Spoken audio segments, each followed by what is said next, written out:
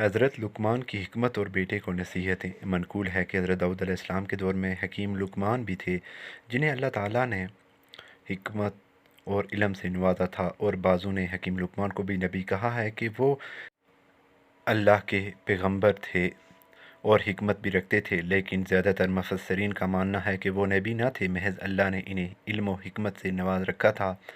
चुनाचे इरशाद रब्बानी है, हर आइना हमने दी है लुकमान को हिकमत। मरवी है कि इनकी हिकमत से हज़रत दाऊद अलैहिस्सलाम को भी फ़ायदे पहुँचे थे।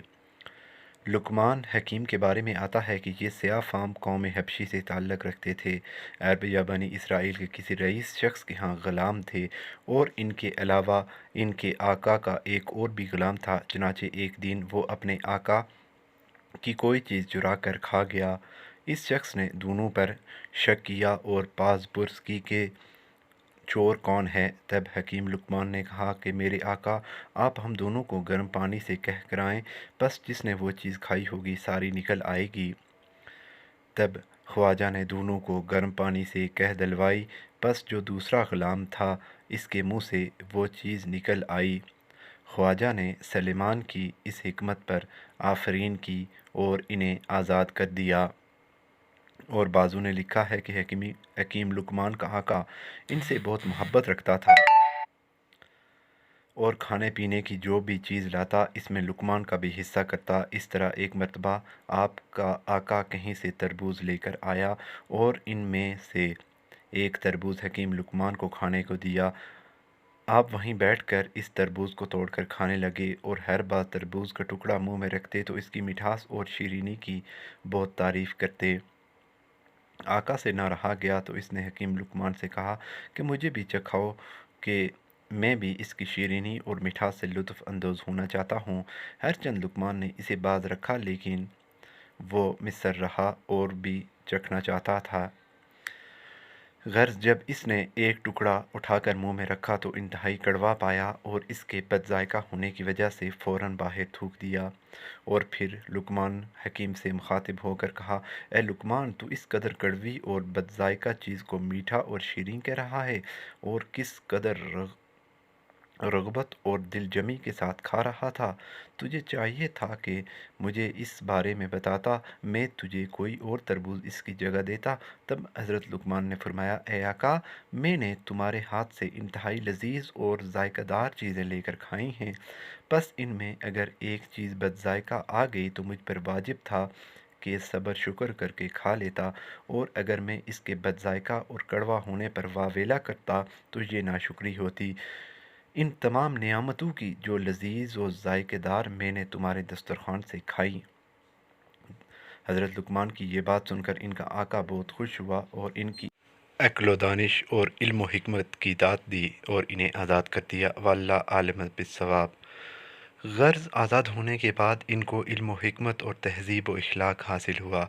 एक दिन इनके कुलूला के वक़्त एक फ़रिश्ता बहुक्म रब्बी इनके पास आया और कहा, ए लुकमान, अल्लाह ताला फ़रमाता है कि तुमको ज़मीन पर खलीफ़ा मुकर्रर करूँ, यानी नबुव्वत अता फ़रमा दूँ। तब लुकमान ने कहा कि मुझसे खिलाफत ना हो सकेगी, क्योंकि अगर हक़ बमुस्तहिक ना पहुँचे तो बमुअज्जब नदामत व खजालत है अल्लाह के हुज़ूर में, और अगर पहुँचे तो लोगों के मती होना लाजिम है। चनाचे मलाइका इनकी ये हिकमत भरी बातें और हुस्न तकरीर सुनकर चले गए।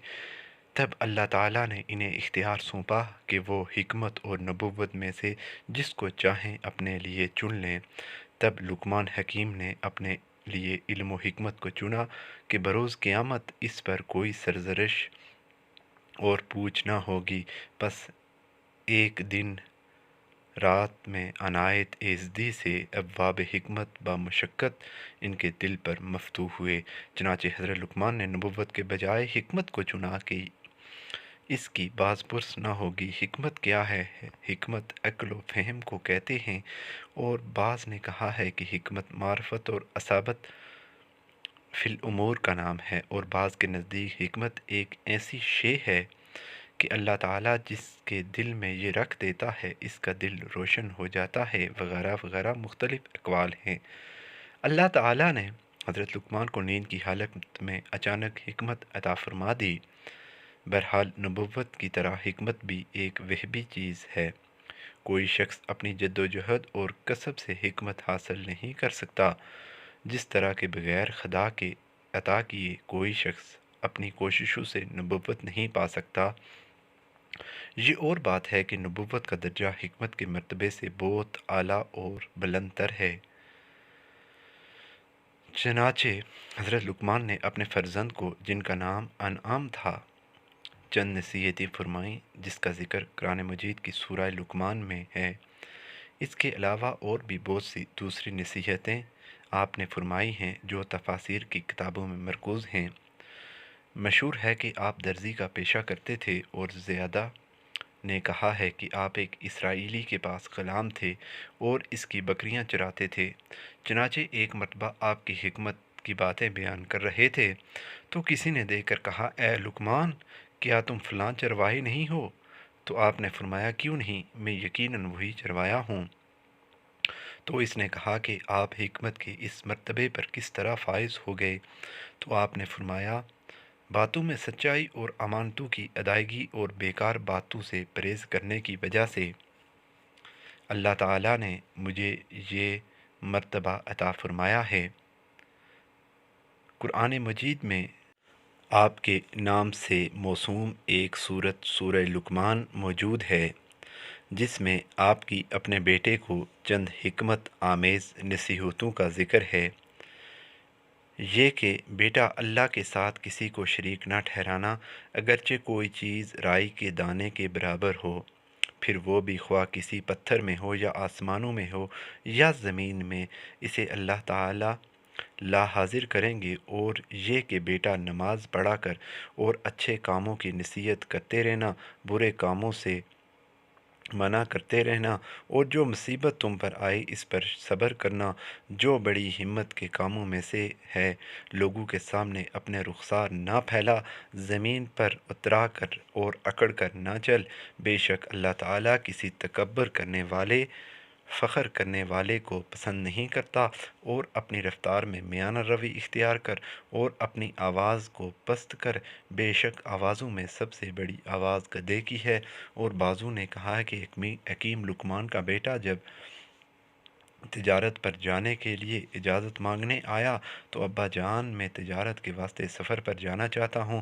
تب لقمان حکیم نے اپنے بیٹے کو یہ نصیحتیں فرمائیں جس کا تذکرہ اللہ تعالیٰ نے قرآن میں بیان فرمایا۔